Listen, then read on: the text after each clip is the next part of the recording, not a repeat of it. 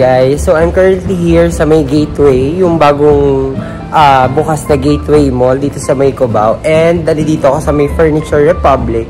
Kasi bala kong bumili ng lampshade. Kasi nung last time na nagpunta ako ng Mandawi Foam Show, wala akong napusuan na lampshade. Pero ngayon siguro, hopefully this time, although nakabili na rin naman ako ng floor lamp sa may TikTok shop.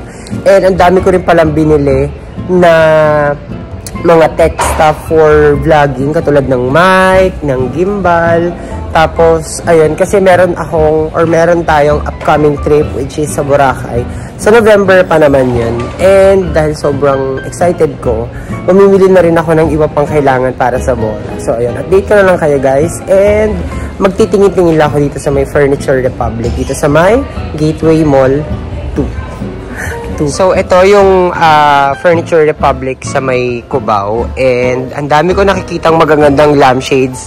Guys, pasensya na sa boses ko, medyo ayun, sinisipon. So, ito, side table na siya, 22,000. Meron na siyang ilaw. And ang gusto ko kasi sa lampshade, maliit lang na floor lamp. Ito kasi, pwede naman to. Pero check natin kung magkano yung ito. Ito, 6,500. Ayan siya. Tapos, meron din dito, guys, na ito kasi pang mga side tables talaga siya eh. Ayun. So, kung bibili ako na ito, dapat ang bibiling ko dalawa para magka-pair. Pero, mas prefer ko talaga yung naka-stand na lamp. Guys, ang ganda ng dining table. Ito ay almost 50,000. 4-seater lang siya. Ang nagustuhan ko dito kasi velvet yung kanyang fabric. Tapos color green. Parang moss green yung itsura. Tapos ayan lang siya. Sobrang clear lang. Yung details lang is meron lang dito sa may center. Tapos ito pa. Ang ganda ng lamp. Ng chandelier pala, sorry. So ito, naka 50% off. So mga 15 na lang yung ganitong itsura. And ito naman, parang pang corporate yung itsura ng color kasi orange. Tapos yung fabric niya, ayan. Hindi ko maano kung ano texture yung itsura, pero ang cute din niya. Ang comfy lang nitong upuan. Isang comfy lang upuan nitong dining table na to. Kasi ganyan lang. Yun nga lang kasi hindi ako yung tao na ang gusto kong dining yung transparent, tulad nga ng dining table ko dun sa aking room. Gusto ko nakikita ko yung ilalim para yung dumi hindi lang sa table, pati na rin dun sa floor. Guys, dito tayo sa Lan Hotpot magla-lunch kasama si El, pero wala pa siya. So, ito muna yung mga inclusions sa Lan Hotpot. So, dito sa side na to, yung mga balls. Ito, hindi ko alam kung anong tawag, pero ito squid ball. Ito fish cake, tapos ang dami pang option. Ito crab sticks, tapos hindi ko alam kung ano to. Meron ding, ayun, meron hipon, may blood din, tapos ayun, ang dami. And ang ganda kasi first time namin ni El na kakain dito sa Lan Hotpot sa may Gateway Mall. Kasi hindi pa nga mall.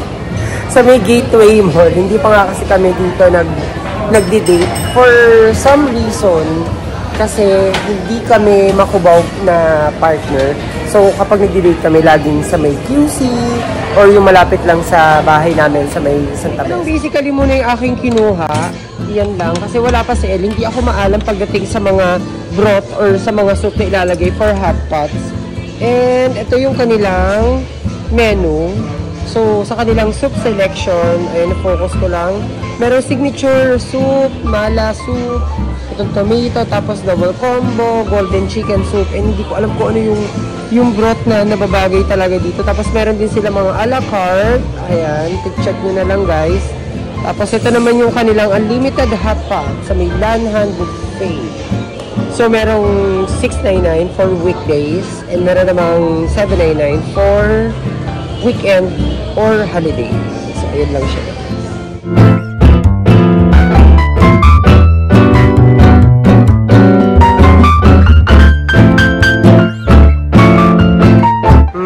Kababuyan. Guys, dito yung ano, ang tawag doon. Dito kami kumain ni El. Ayan, di ma-zoom eh. Sa Lan Hotpot. Tapos doon ako, ay, namatay ilaw. Namatay. Pero ito yung bagong Gateway Mall, guys. So, sa baba, maraming kainan. Itong second floor, ayan si El. So, dito sa Lan Hotpot kami kumain. Tapos, doon ako pumunta sa Yan, sa Furniture Republic.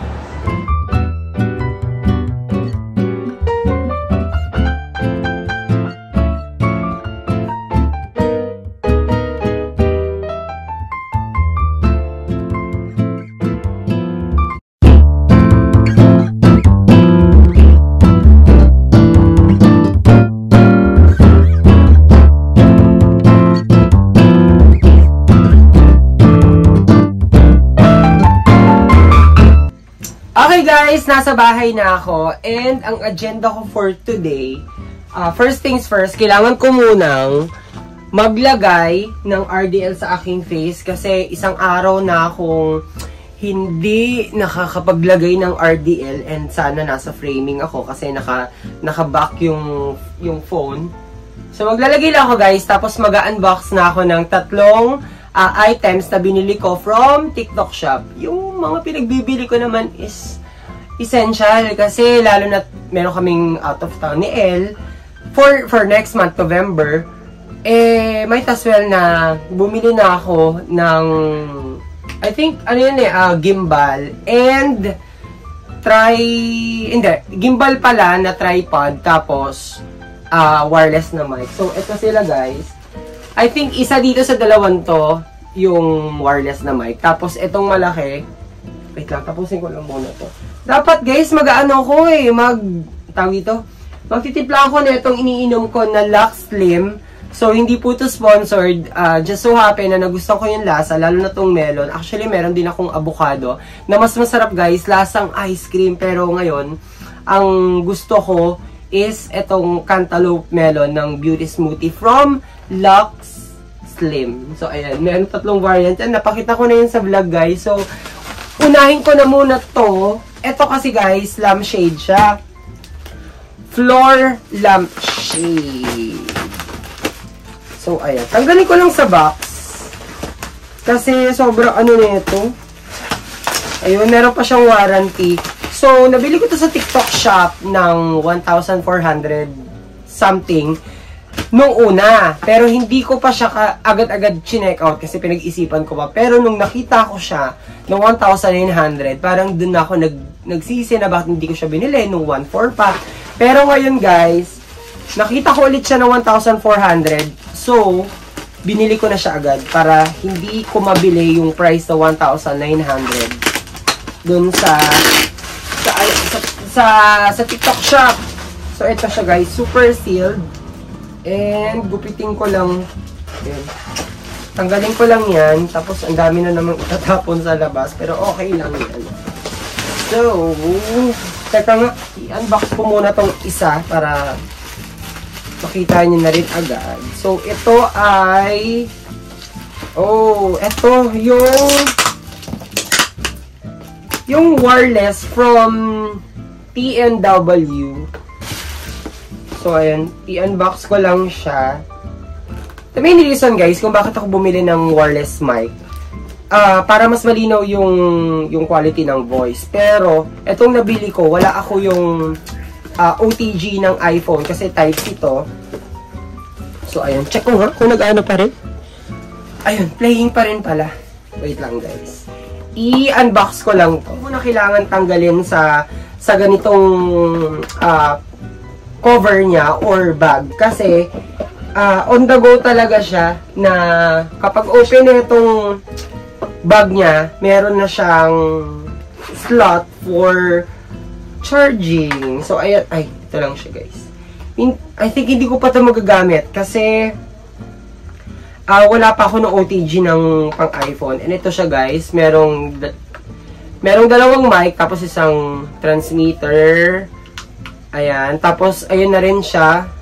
So, good to go na kasi kahit hindi natanggalin, oh.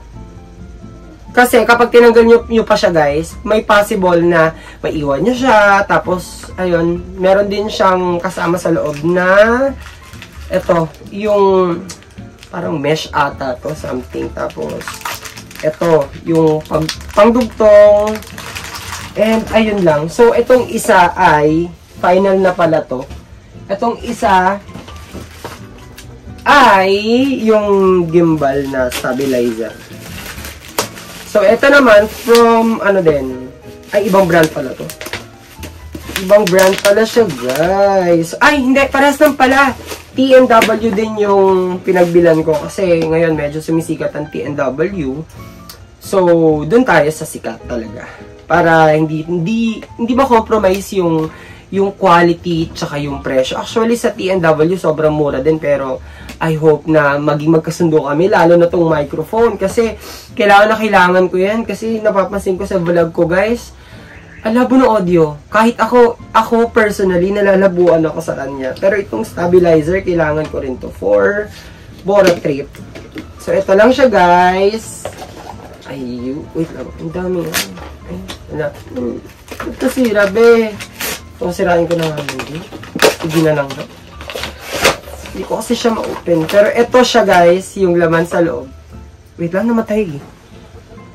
Ah, akala ko namatay yung video. Pero ito lang siya, guys. Ang pinili kong color is color black. Gusto ko sana yung white. Kaya lang kasi dumihin. Tapos medyo nag-yellowish siya. So, ito lang. Ano ba to? So, if you figure out ko pa, guys, kung paano siya gagana. Ah, okay. So, may ilaw. Ay, may ilaw siya. So, ito lang siya, guys. Ganyan lang siya. Tapos, sa likod yung kanyang ilaw.